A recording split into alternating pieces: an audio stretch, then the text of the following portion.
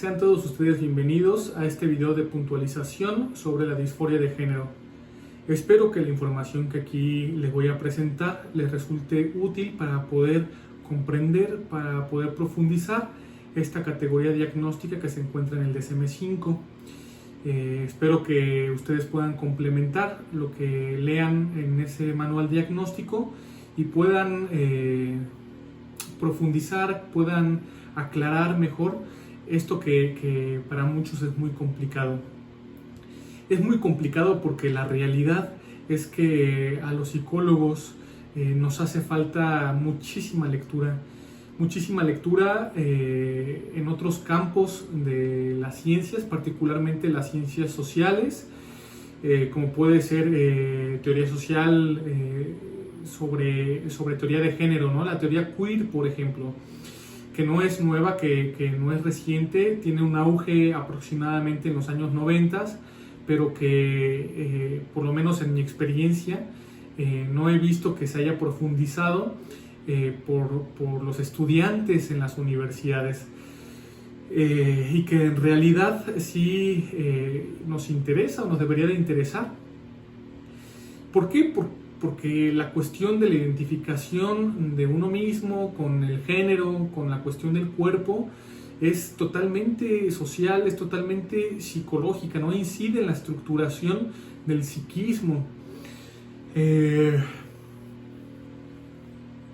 Entonces, pues bueno, ahorita les voy a tirar una serie de nombres, una lista de nombres, que ojalá ustedes puedan adentrarse, buscar y leer para poder comprender mejor qué es esto de la teoría queer, ¿no? A mí me sorprende muchísimo el auge que ha tenido como esta protesta por el poder de la mujer, el feminismo, la denuncia sobre el acoso sexual, pero se soslaya o se ha dejado de lado los avances teóricos, los avances académicos que han sustentado mucho de este movimiento, ¿no? Y se lanzan así como de manera automática, y eso ha conducido a algunos vicios que si bien tienen su razón de ser ajena a esto que les estoy diciendo, sí están influenciados por esto, ¿no? Me refiero, por ejemplo, a este fenómeno de esas denuncias anónimas que muchas son ciertas, pero muchas no lo son, y se hacen a través de canales no oficiales y han conducido a perjuicios hacia algunas personas. En fin, les recomiendo que lean, por supuesto, a Judith Butler, a Sedgwick Kosofsky, a Paul Beatriz Preciado, muchísimo que lean a Michel Foucault, que es un referente para estas autoras también, a Monique Witting, a Donna Haraway o a Teresa de Lauretis. Este video va a ser muy cortito y nada más voy a tocar algunos puntos que creo que son importantes. El primero es tener muchísimo la precaución de no confundir la disforia de género, por ejemplo, con la homosexualidad, porque no son lo mismo, ¿sí? A muchas personas les sorprende, por ejemplo, que un sujeto que nació siendo varón, o más bien con esa asignación de género, a su nacimiento le asignaron el rol de varón. Hay un punto donde se identifica, por ejemplo, con una mujer y le gustan los varones, ¿no? Entonces, más allá de que genotípicamente sea XY, ya él se identifica como una mujer, y por lo tanto, si le gusta un hombre, eso no sería catalogado como homosexualidad, ¿no? Pero ¿qué pasa si un asignado en el nacimiento varón después se identifica como mujer, hace la transición hacia una mujer y le gustan las mujeres?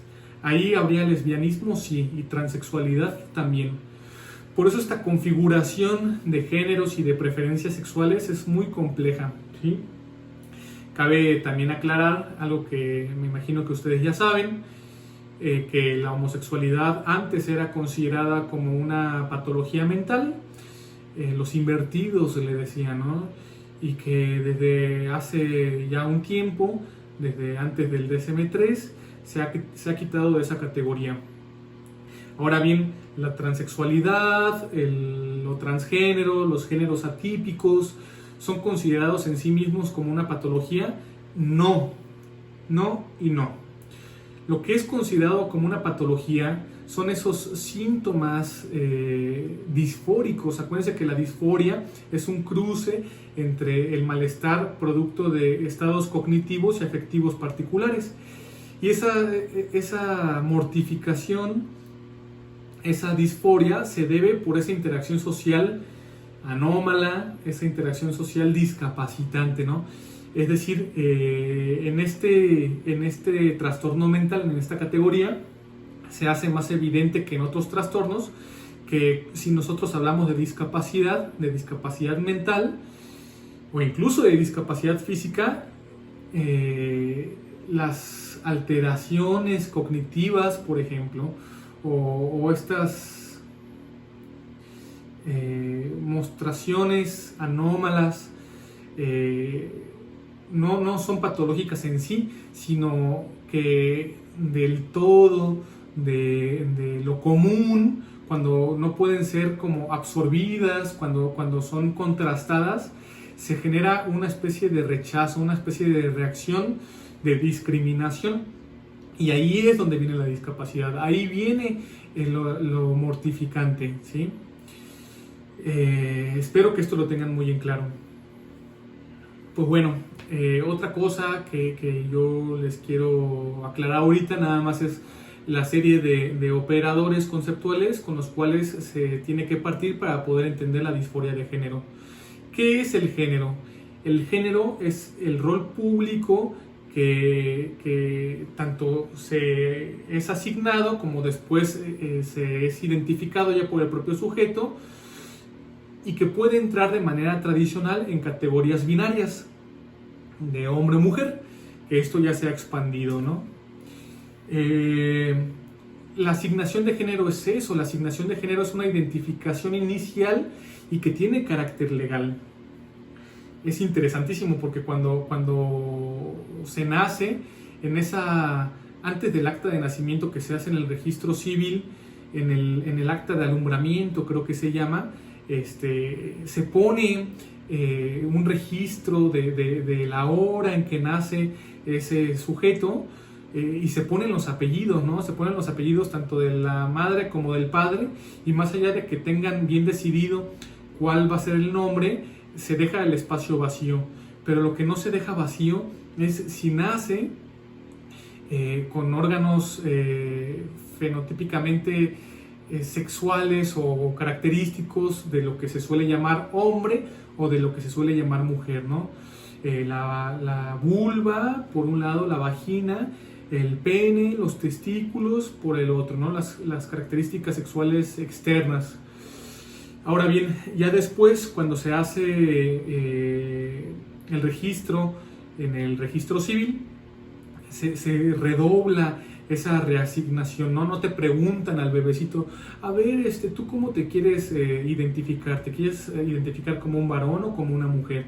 Incluso el nombre está connotado con esta cuestión de género, ¿no? Al varón se le pone Rubén, no se le pone bueno, sí se le pone Guadalupe, ¿no? No se le pone no sé, Roberta, ¿sí? Hay una cuestión cultural ahí, ¿no? Ya sé que hay algunos países donde a los hombres se les puede poner Andrea, por ejemplo en Italia, pero bueno, o Guadalupe, ¿no? A los hombres aquí.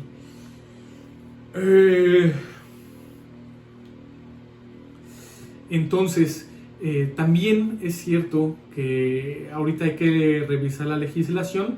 Había una especie de bloqueo como esta cuestión para prohibir o manejar esta puesta de nombres para que no se les pongan nombres como aniversario de la revolución, ¿no?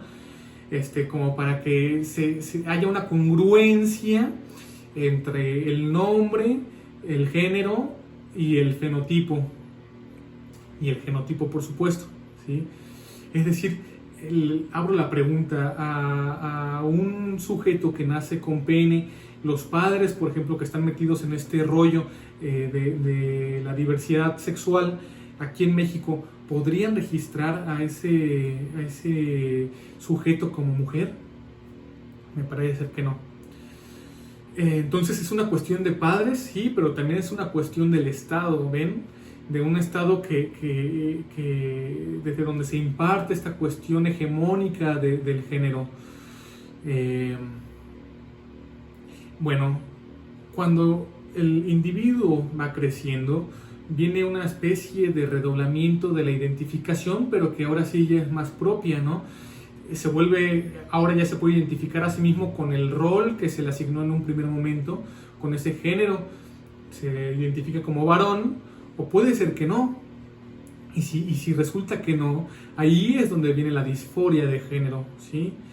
Y viene el género atípico, donde el sujeto se identifica, por ejemplo, como mujer, ¿sí?